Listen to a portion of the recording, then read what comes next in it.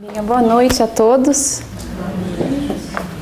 Estava quase preocupada que vocês não iam poder ver o rosto doce da pessoa de quem nós vamos falar aqui hoje à noite. Nós estamos encerrando o mês de outubro, a última palestra do mês, celebrando 6 anos de aniversário do Conscious, da qual todos nós, não importa se 6 anos atrás chegaram ontem ou hoje, todos são bem-vindos e são todos partes dessa casa. Um minutinho aqui.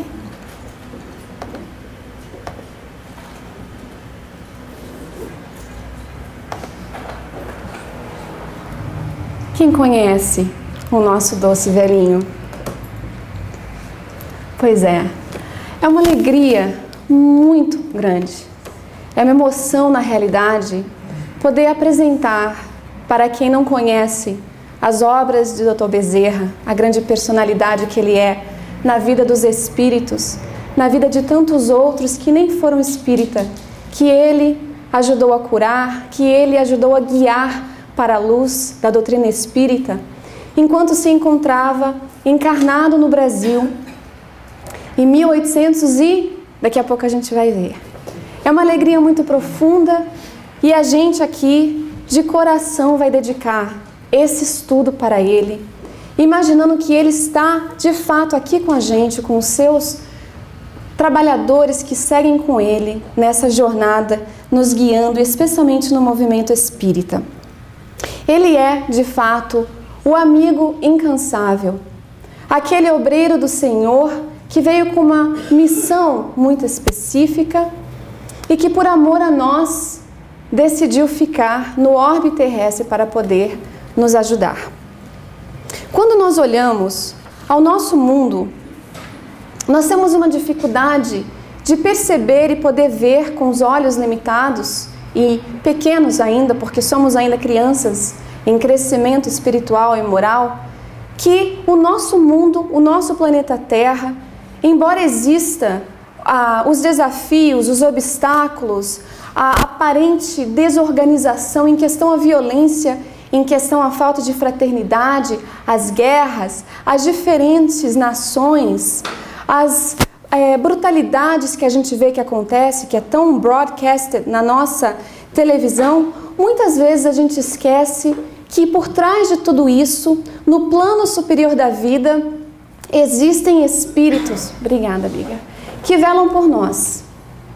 Convida-nos a encarnar no mundo de provas e expiações, num momento muito específico, que é agora. Um mundo de provas e expiações, passando por um momento de transição, no qual nos convida, através da nossa transformação moral, poder de fato herder a Terra, quando essa se tornar um mundo de regeneração. Então é muito difícil para a gente entender que por trás de toda essa aparente desorganização que existe no nosso mundo, nesse momento atual, as calamidades, a gente viu o que aconteceu no nordeste do nosso país com o furacão Sandy, e a gente começa a questionar, cadê de fato o amparo espiritual? Por que tudo isso está acontecendo? Então sempre existiu, existe nesse momento e sempre vai existir um planejamento muito maior que escapa à nossa visão. É como se nós estivéssemos sentados, aquela história, sentado no colo ou então no chão, olhando a nossa avó, fazendo tricô e debaixo aquela bagunça, as linhas que não fazem sentido, e quando ela vira, a gente vê a beleza de uma linda rosa desenhada ali pelo seu alfinete, pela agulha, não é? Então, para nós que estamos aqui do lado de baixo, é difícil a gente compreender que existe toda uma organização, um planejamento. E a gente vai convidar vocês para poder fazer uma viagem e entender um pouquinho a realidade do plano espiritual. Um tempo atrás, quando o nosso mundo estava já preparado para receber o Consolador prometido. A Terra passava pelas suas modificações, as nações, tudo que estava acontecendo na França, na área da arte, da ciência, dos poemas, a literatura, tudo que estava acontecendo, preparando ali o solo para que Allan Kardec pudesse de fato trazer a codificação da doutrina espírita. Então a gente vai revisitar esse determinado ponto no nosso mundo, em que a Terra estava, na realidade, na diretriz do plano superior, no mundo espiritual, aonde missionários estavam sendo convocados através da diretriz de Jesus mesmo, aqueles que estavam responsáveis pelo nosso planeta e por diferentes nações. Então, vamos reconhecer e vamos pensar aqui um pouquinho que enquanto nós estamos aqui no mundo de provas e expiações, reconhecendo toda essa movimentação em que o nosso mundo passa, geológicas, as mudanças, na realidade, nós estamos passando por mudanças e transformações muito profundas dentro do nosso ser. Os terremotos não são só externos, eles são internos. As placas tectônicas do nosso coração se movimentando, tentando se recondicionar, se reestruturar, baseado nas lições que nós temos à nossa disposição nesse momento. Então, dentro do planejamento do alto, começaram a acontecer marcantes situações, como vão começar a acontecer nesse momento também. E a razão que eu trago isso é para que a gente veja que, embora tudo pareça estar bagunçado, na realidade existe um plano muito maior que a gente não se dá conta. Aqui, antes da gente apresentar a nossa próxima slide, para a gente ter uma ideia da grandeza desse ser, ele vem através de várias mensagens psicografadas por vários médiuns, obras literárias que existem, e ele então vem nos esclarecer que a doutrina espírita é Jesus. E ele paternalmente nos chama de meus filhos, em nova linguagem, diz ele, perfeitamente compatível com os arroubos da ciência e os fatos demonstrados pela experimentação do laboratório, assim como pelas conquistas tecnológicas. É onde nós estamos, né? Mas ele nos chama a atenção dizendo que a criatura humana, que é o laboratório da própria evolução, no seu encontro com Jesus, através da fé racional, clara e nobre, é o campo onde o bem se instalará em definitivo como célula do organismo social. Então a doutrina espírita, diz ele, é Jesus. No mundo espiritual, no plano superior da vida, consta-se que em um determinado ponto da nossa história, assembleias espirituais, reunindo os gênios inspiradores de todas as pátrias do orbe, eram levadas a efeito nas luzes do infinito para a designação de missionários das novas revelações. Em uma de tais assembleias, presidida pelo coração misericordioso e augusto do Cordeiro de Jesus, fora destacado um dos grandes discípulos do Senhor, para vir à Terra com a tarefa de organizar e compilar ensinamentos que seriam revelados, oferecendo um método de observação a todos os estudiosos do tempo. E foi assim que Allan Kardec, em 3 de outubro de 1804, reencarnou então na França, na cidade de Lyon. O interessante desse parágrafo aqui, desse livro impressionante, é que ele diz que, na realidade, os contribuidores dessas aspirações, dessas ideias que facilitariam o progresso humano, não se constaria simplesmente somente na França. Diferentes pontos do nosso mundo receberiam esses missionários que contribuiriam com Allan Kardec. É a beleza divina do nosso Criador, o amor profundo que Ele tem por todas as criaturas, todos os irmãos de humanidade, como disse a Bíblia aqui, que o nosso Pai tem por nós, de enviar, então, segundo os planos do mundo invisível. Eles que nos amam profundamente, que nos enviam para uma escola, como é a Terra, ou um hospital, ou uma prisão, como as pessoas falam, que é assim que a gente pode considerar, enviam para que a nossa caminhada seja mais fácil, para que a gente tenha ali os guias, as diretrizes, as normas a seguir, através do exemplo vivo desses missionários que reencarnariam, contribuindo nas várias áreas da ciência, da filosofia, da religião, das artes. Então a gente vai vendo que em uma dessas outras reuniões que aconteceu no plano superior da vida, um dos discípulos que foi convidado para participar deste grande evento se encontrava pronto e ia saber aprender um pouquinho sobre a sua própria missão. Então nós vemos aqui que Ismael, que é o mentor do Brasil, então imaginemos, né? Jesus é o governador no mundo, Ismael é o governador do Brasil, o mentor do Brasil, se a gente pode assim dizer. Ele então chama esse discípulo e diz para ele: descerás às lutas terrestres com o objetivo de concentrar as nossas energias no país do cruzeiro, dirigindo-as para o alto sagrado dos nossos esforços. Porque, na realidade, o papel dos missionários no mundo é utilizar a inteligência, a missão do homem inteligente na Terra, para facilitar os esforços de progresso que o plano espiritual obra ao nosso favor. Então ele começa falando que ele iria então arregimentar todos os elementos dispersos com as dedicações do teu espírito, a fim de que possamos criar o nosso núcleo de atividades espirituais dentro dos elevados propósitos de reforma e regeneração. Não precisamos encarecer aos teus olhos a delicadeza dessa missão, mas, com a plena observância do Código de Jesus e com a nossa assistência espiritual, pulverizarás todos os obstáculos à força de perseverança e de humildade, consolidando os primórdios de nossa obra, que é a de Jesus, no seio da pátria do seu Evangelho, o Brasil. Se a luta vai ser grande, considera que não será menor a compensação do Senhor, que é o caminho, a verdade e a vida. Imaginemos essa assembleia com Ismael ali, falando para esse discípulo sobre a missão dele. Todo mundo em silêncio, mas em plena observância da grande missão que estava sendo considerada, estava sendo dada a esse grande discípulo. Ele não pôde responder nada.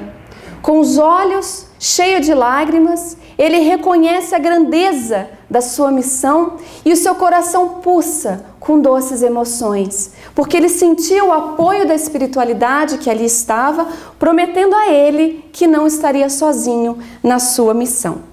E depois de um tempo, veio então ao Brasil o nosso grande missionário, Dr. Bezerra de Menezes, que nasceu no dia 29 de agosto de 1831 no Ceará.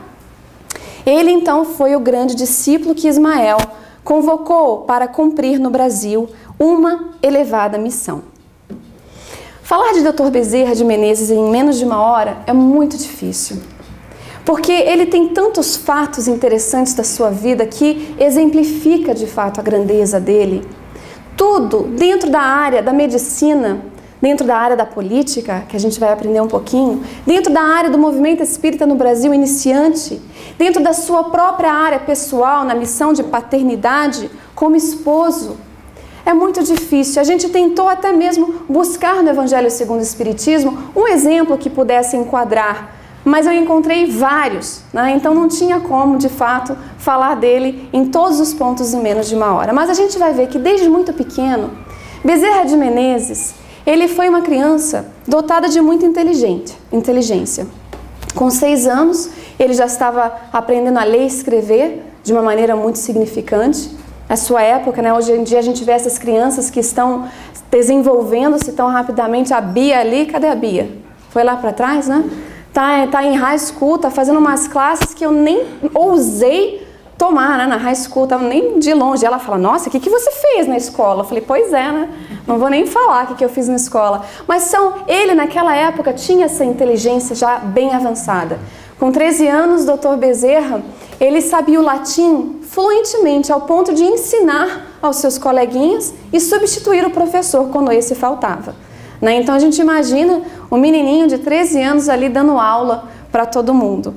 Só que ele tinha um caráter muito nobre e íntegro, que de fato fazia parte da sua natureza, mas foi ainda mais reforçada pelo caráter da família.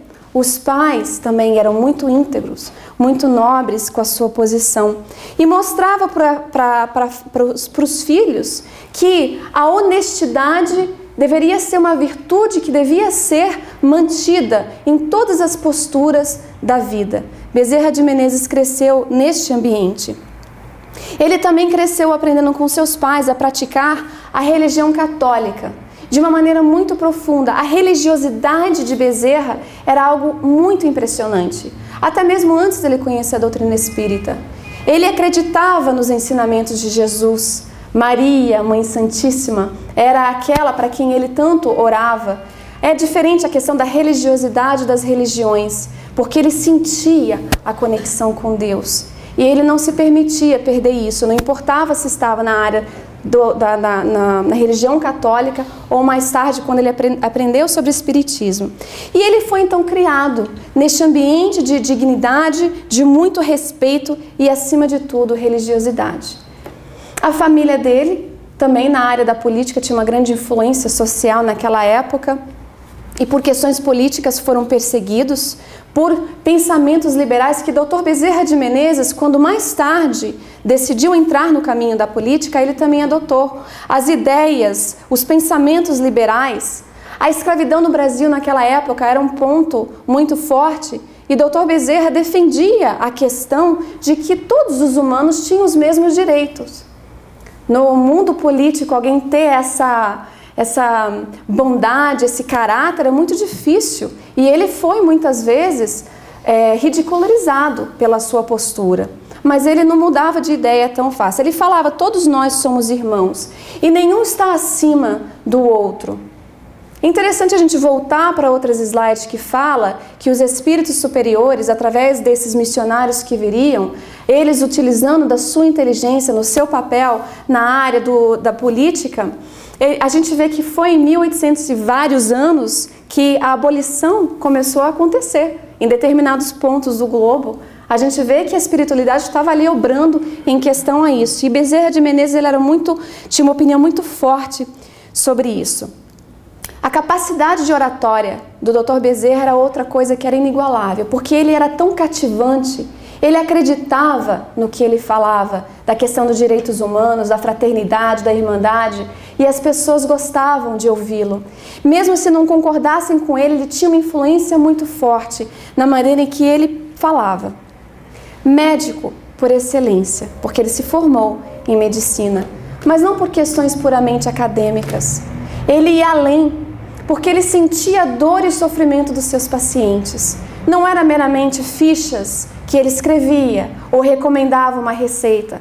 Ele chorava com os pacientes, ele escutava os pacientes, oferecia muitas vezes o que a alma adoecida precisava, que era o amor, e não simplesmente uma receita médica ali.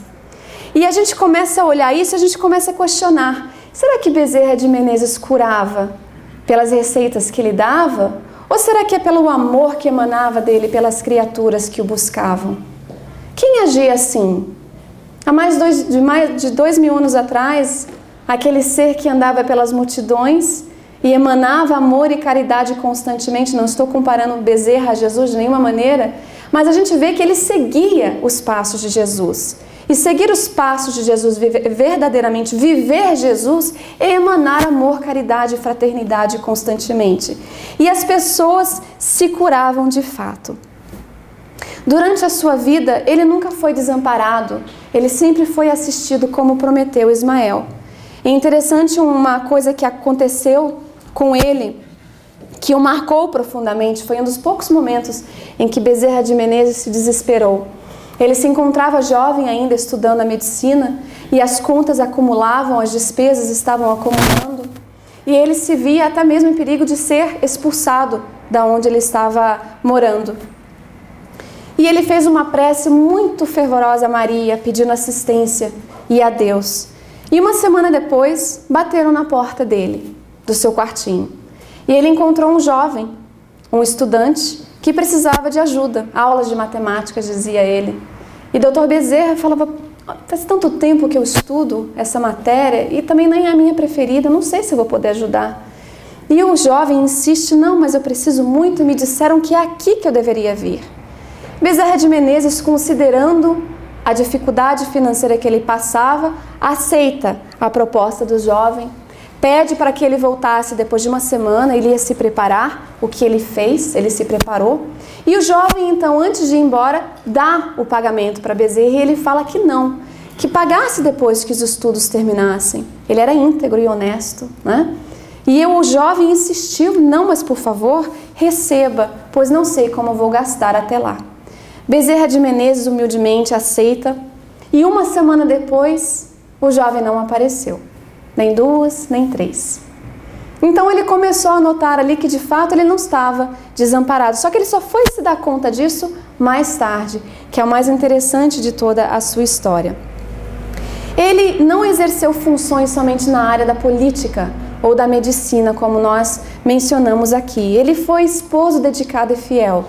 Na realidade, o Dr. Bezerra se casou 2 vezes, porque a primeira esposa, depois de 5 anos de casado, o amor da vida dele a desencarna, deixando-o com 2 crianças. Por não ser espírita ainda, ele questiona: por que Deus tira os nossos seres queridos, os nossos seres amados de perto de nós? E veio então um determinado ponto na sua vida em que ele embarca em uma viagem inesquecível. Quando, em 1875, o seu amigo Dr. Joaquim Carlos Travassos lhe dá de presente uma cópia do Livro dos Espíritos traduzida para o português.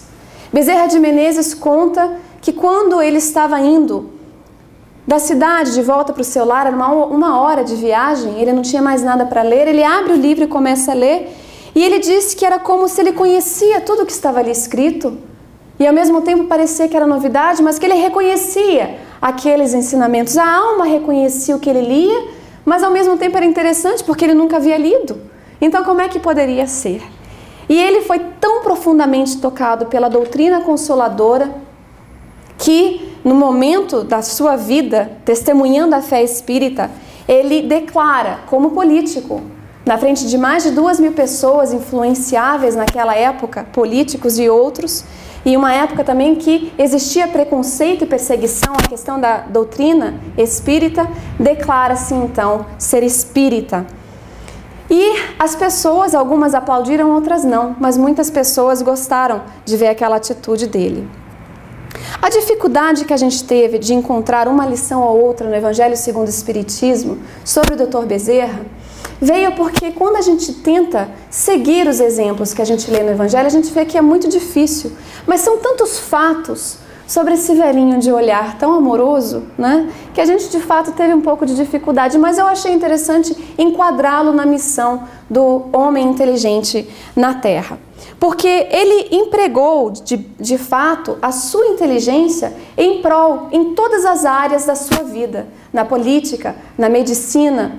Ele não sujou as mãos dele em fazendo o bem ao próximo, em abusando os direitos dos outros. Ele utilizou para que a espiritualidade maior pudesse, de fato, utilizá-lo. Ele reconhecia o dever. O que é o dever de acordo com o Evangelho segundo o Espiritismo? É a obrigação moral da criatura, primeiro consigo e imediatamente com o outro.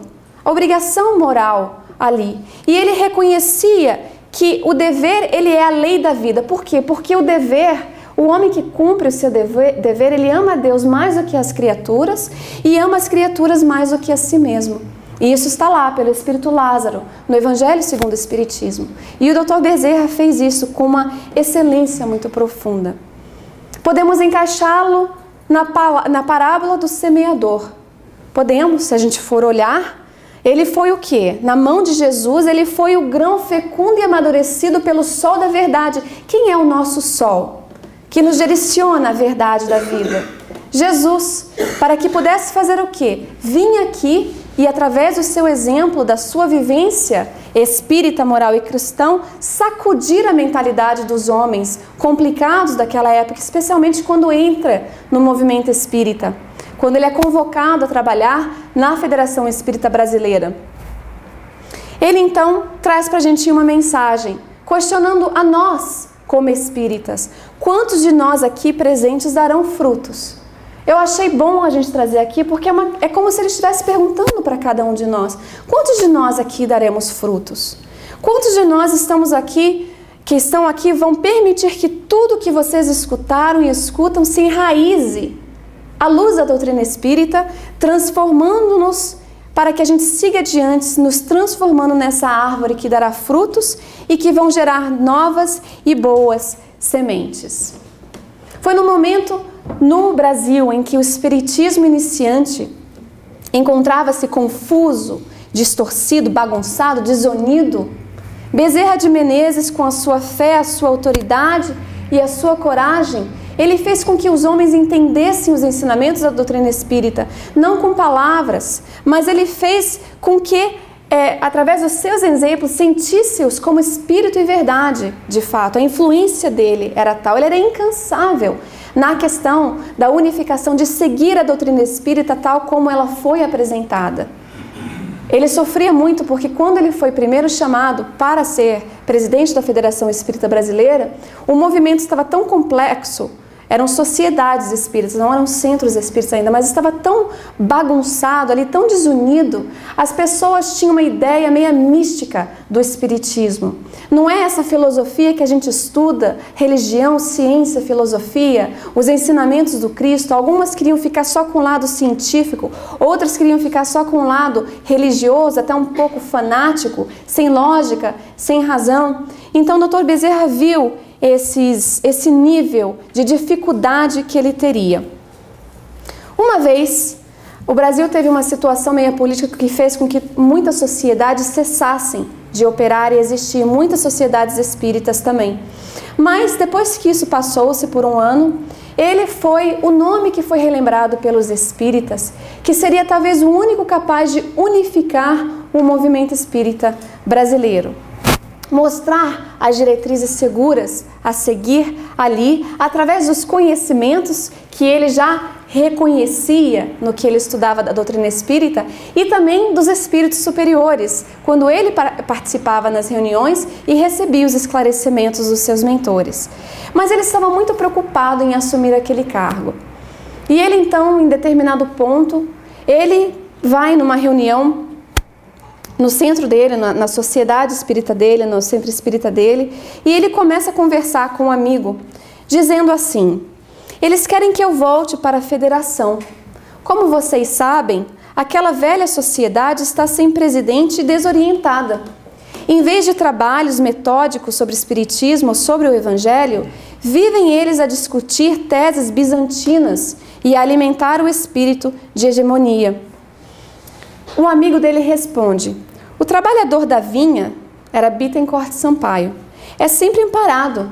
A federação pode estar errada na sua propaganda doutrinária, mas possui assistência aos necessitados, que basta por si só para atrair sobre ela as empatias do servo do Senhor. E ele responde: eu estou de acordo com isso, eu concordo, mas a assistência aos necessitados está adotando exclusivamente a homeopatia no tratamento dos enfermos. Dr. Bezerra de Menezes se formou na área da medicina, mas não da homeopatia. Mas como ele tinha assistência dos espíritos superiores, ele empregava essa assistência homeopática. E ele se via num momento meio conturbado porque ele não queria cobrar por aquele tipo de trabalho, não era dele. Dar de graça o que de graça recebeis. Então, ele começa a falar sobre isso, que o tratamento que ele adota, que ele dá para a própria família e para os necessitados que o buscam, na realidade não era dele e que ele teria muita dificuldade de manter-se médico como profissão e as dificuldades que surgiriam com aquilo por não poder cobrar da homeopatia. Então Bittencourt disse: por que não se torna médico homeopata? E ele diz: eu não entendo nada de homeopatia, eu me utilizo dos bons espíritos para poder fazer esse trabalho. E nessa altura tem ali um médium que era amigo deles, pelo nome de Frederico Júnior, e ele incorpora então o mentor espiritual de Bezerra de Menezes, que era Santo Agostinho. Aquele espírito do Evangelho segundo o Espiritismo que escreve os caracteres do homem de bem, que na realidade é outro que se encaixa o Dr. Bezerra, porque ele sempre questionava no final do dia se ele fez tudo o que ele podia para assistir aos outros. Então, o Espírito se manifesta e fala: Bezerra, tanto melhor, ajudar-te-emos com maior facilidade no tratamento dos nossos irmãos. E ele diz: como assim, bondoso Espírito? Sugeres que eu viva do Espiritismo? E ele diz: não, por certo que não. Viverás da tua profissão, dando ao teu cliente o fruto do seu saber humano, para isso estudando a homeopatia, como te aconselhou o seu companheiro. Nós te ajudaremos de outro modo. Quando as coisas apertarem, enviaremos novos estudantes de matemática. Entenderam? Ele se deu conta ali do que aconteceu. A assistência do plano espiritual que nunca desampara nenhum missionário. E digo mais, todos aqui dentro têm uma missão específica. Qual é a nossa missão? Uma coxinha de graça para quem receber. Vai lá, Yala, qual é a nossa missão? Ser melhor. Ser melhor, progredir, evoluir. Missão na maternidade, na paternidade, na sociedade, com os filhos dos outros, muitas vezes. Então, nenhum de nós estamos desamparados. E essa é a beleza também do grande Dr. Bezerra de Menezes, que veio nos mostrar que todos nós somos amparados constantemente. Então, ele decide assumir a grande responsabilidade da Federação Espírita Brasileira, apresentando as diretrizes seguras para que os grupos pudessem seguir, unificando-as em fraternidade e em amor. Até hoje, a mensagem de unificação de Bezerra, ela se faz presente. Para quem não sabe, na Flórida mesmo nós temos a Federação Espírita da Flórida, outras federativas que tentam seguir o caminho de Bezerra de Menezes, a mensagem da unificação. E é difícil, não é? Cada um de nós somos complicados. Quem faz parte do movimento espírita na Flórida, em outros estados, em outros países, sabemos que nós temos as nossas imperfeições. Mas ele tinha uma autoridade moral, ele era enérgico no seu falar. E a bondade, o amor e a caridade que emanava da sua alma transformavam os grupos de tal maneira que era muito impressionante. E aconteceu vários fatos que a gente pode citar, mas um deles eu achei interessante trazer aqui. Porque para quem não tem conhecimento das reuniões mediúnicas que acontecem, os espíritos sofredores, espíritos vingativos, muitas vezes se manifestam.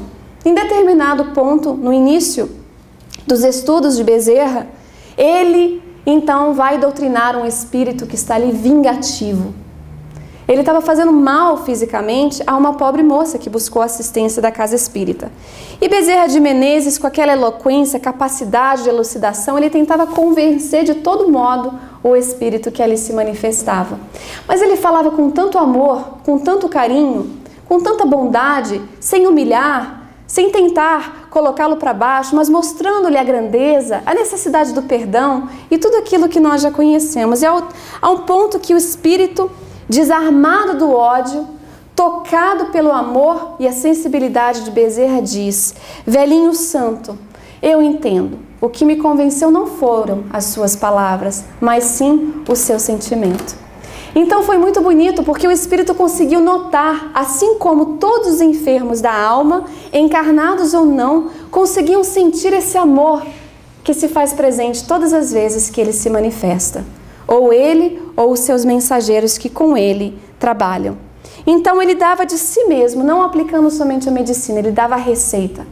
Ele dava uma palavra de conforto e carinho, e muitas vezes ele dava do seu próprio dinheiro. Bezerra de Menezes já andou 3 horas, muitas vezes, para casa, por dar a sua última moeda, para poder ajudar aqueles que não conseguiam comprar nem somente um pedaço de pão, muito menos o remédio que ele prescrevia. Ele doava-se dessa maneira porque ele via em cada oportunidade de caridade um anjo chamado caridade. Ele sabia que, embora o seu escritório estivesse cheio de pacientes, eles eram todos pobres. Ele nunca seria rico, não na terra. Bem-aventurados os pobres de espírito, pois deles é o reino dos céus. Bezerra de Menezes desencarnou no dia 11 de abril de 1900. A terra, aqueles que o conheciam, rico ou pobre, chorou, ficaram tristes como se tivesse perdido o próprio pai, um amigo muito querido, mas o céu estava em festa. Porque eles recebiam de volta o discípulo que conseguiu de fato cumprir a sua missão. As mãos deles chegaram no plano espiritual limpas, a consciência tranquila. Ele nunca deixou de enxugar uma lágrima sequer. Todo o bem que ele aplicou em prol dos outros, ele via Jesus nos seus movimentos. Ele foi de fato acometido por uma congestão cerebral que o manteve na cama quando dali ele não saiu. Mas o desapego de Dr. Bezerra, de tudo da terra, era tão grande que ele chegou a agradecer a Maria pelo corpo que lhe foi emprestado para que ele pudesse cumprir a sua missão. Ele via no corpo um veículo que propiciou para ele esse momento de crescimento espiritual e moral e demais de servir o próximo. E pedia ainda que não desamparasse nenhum dos seus pobrezinhos, que não mais conseguiriam buscar nele o consolo e a ajuda. Grande número de visitantes iam e viam a sua casa. Todos conheciam do grande sacrifício que o Dr. Bezerra teve, a batalha que deixou de fato a família dele sem nenhuma remuneração, né? Sem nenhuma herança material. É interessante que um dos filhos dele consta como ele ficou chateado, né, de ver que o pai não deixou nada para a família, deixou a família em deploráveis condições, até que ele se deu conta que a maior herança que eles receberam, que ficaria se permaneceria para sempre, era a herança do amor, da abnegação, da resignação. O nome de Bezerra de Menezes sempre alertando-os e lembrando-os da necessidade de serem dignos, honestos, e de que vale mais acumular tesouros no céu do que, propriamente falando, na terra.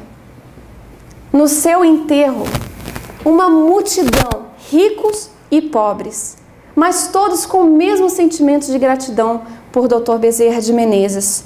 E quando ele então desperta no plano espiritual, ele encontra ao seu lado uma doce entidade pelo nome Celina, que foi uma missionária, uma enviada por Maria, mãe de Jesus. E ela acorda-o de uma maneira muito carinhosa, aproximando-se devagarzinho. Ele abre o olho e a reconhece. Ele olha para o outro lado da cama e reconhece a sua primeira esposa, que havia partido antes dele, 4 de seus filhos que tinham desencarnados e outras familiares no plano espiritual. E ele fala: Celina, minha filha, é você? E ela diz: sim, sou eu, meu amigo. A mãe de Jesus pediu-me que lhe dissesse que você já se encontra na vida espiritual, havendo atravessado a porta da imortalidade. Agora, desperte feliz. E ele então começa a escutar umas vozes que ele não sabe de onde vem. Ele pergunta para ela o que é isso. Ela ajuda-o a levantar, encaminha-o até a janela. Ele olha para fora naquele jardim e vê milhares de almas, saudando-os com lágrimas nos olhos, aplaudindo-o como se estivesse de fato welcoming o grande missionário de volta para casa. E ele diz: o que é isso e para quem é? E ela diz: é para você. E humilde, ele olha para baixo com lágrimas nos olhos e ele diz: eu não mereço. E ela olha para ele e fala: Bezerra, são esses aquelas pessoas que você consolou sem nunca perguntar o nome. São os esquecidos da terra, espíritos atormentados que você consolou, empregando a eles a receita do amor na alma, como bálsamo para a alma doída dos espíritos que seguiam nas reuniões mediúnicas. Os destroçados do mundo a quem você estimulou e guiou, são todos eles que vieram aqui para te receber. 50 anos depois, em 1950, Maria envia um convite a Dr. Bezerra para que ele pudesse partir e ir para as zonas superiores. E ele agradece humildemente, mas roga e pede para que ele ficasse aqui, na terra, junto dos seus pobres e dos seus doentes, que somos todos nós. Doentes da alma, necessitados ainda de esclarecimento, de luz, estamos nos melhorando, a nossa saúde espiritual, a nossa moral crescendo, precisamos ainda das diretrizes, do guia, desses espíritos que seguem perto de nós com a sua falange de espíritos, para que ninguém fique desamparado ou desconsolado. E digo ainda mais que ele está sempre presente. Bezerra de Menezes, ele escuta o nosso chamado. Na doença física, espiritual ou moral, é esse velhinho bondoso de amor que nos chama de filhos e filhas de sua alma, porque é assim que ele nos vê. Somos os espíritas no planeta Terra que ele não quis se separar e se distanciar, até que não houvesse uma sombra na face da Terra. Ele nos chama constantemente à necessidade de que a gente deve viver Jesus. Em uma mensagem psicografada por Divaldo, ele vem como nosso Pai espiritual dizendo: meus filhos, já não vos digo amanhã, o Evangelho do Senhor conclama-nos. E agora é o santo momento de ajudar. Arregacemos as mangas da camisa da alma e sirvamos sem cansaço, sem fastio. Assumimos um compromisso antes do berço, que é a de restaurar na terra sofrida o reino dos céus, conforme preconizado por Jesus. Ouvimos o verbo quente e doce do pobrezinho de Assis, encaminhando-nos a Jesus. E tão logo ele retornou ao reino dos céus, edificamos monumentos de pedras adornados de ouro, longe dos leprosos de Rivo Torto e dos pobrezinhos a quem ele tanto amava, traindo-lhes a confiança. Com Allan Kardec, aprendemos o amor racional e deslumbramos-nos com a doutrina firmada na ciência e na razão.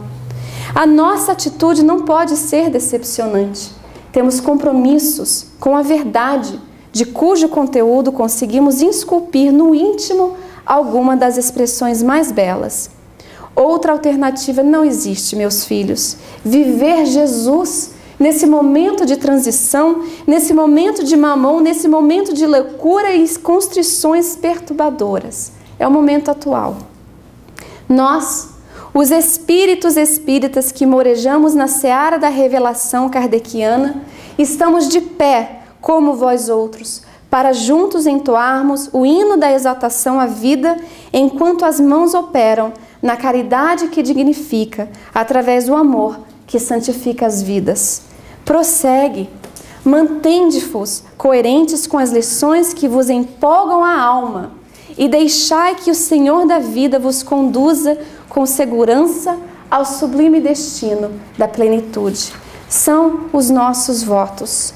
Ide em paz, tomai da charrua e porfiai com abnegação. São os votos do servidor humilde e paternal de sempre, Bezerra de Menezes. Bezerra de Menezes nos chama a viver Jesus, a vivenciar, a tomar desse momento da nossa vida, a arregaçar as mangas da nossa alma, trabalhar em prol de nós e dos outros. É o dever, que é a obrigação moral, conosco e com aqueles que estão ao nosso redor. E ele diz que a felicidade sem limite existe como decorrência do bem que fazemos, das lágrimas que na realidade aliás secamos no caminho para tapetar a senda que um dia percorreremos. Então, ao nosso doutor Bezerra de Menezes, falo por todos nós a nossa gratidão profunda por nos amar, por estar conosco, por nos ajudar. Os nossos eventos espíritas, aqui ele está presente.